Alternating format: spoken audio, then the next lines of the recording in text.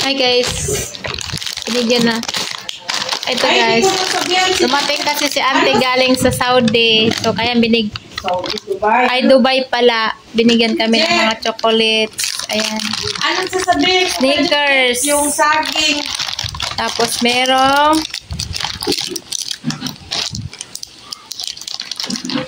Twix. Tsaka Choco Hunter. Tapos ano pa? Ano pa ni? Mura ni Day. Katong nga chocolate Day. Mas naapoy, Toblerone. May Toblerone din guys. Ayan, Toblerone.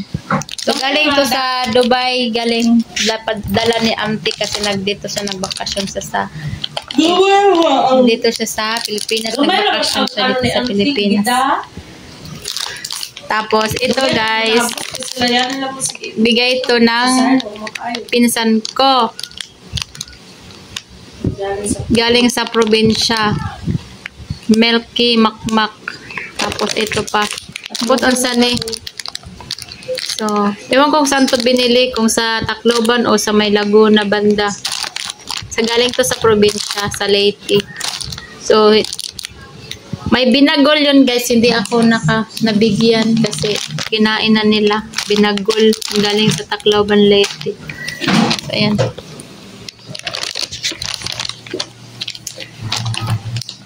Fudge.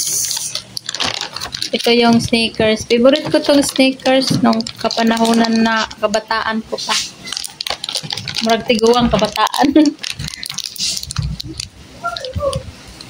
Lami yan siya guys. Pasahinatag ra.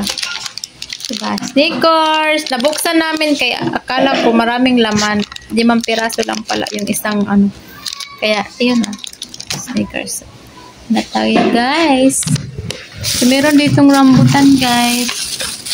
Pero hindi na to binigay sa akin na dito lang to sa bahay. Nandito kasi ako ngayon sa bahay ng kapatid ko.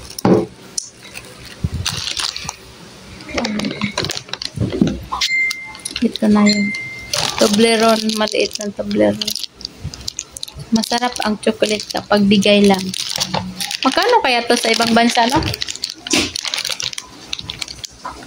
Mura lang naman siguro to. Chocolate. Para lang naman na sila pero magkaiba lang ng ano. Pareha lang ng lasa pero magkaiba lang ng ano. Mura siya og kuan.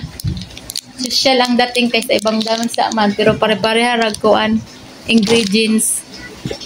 Na, ba?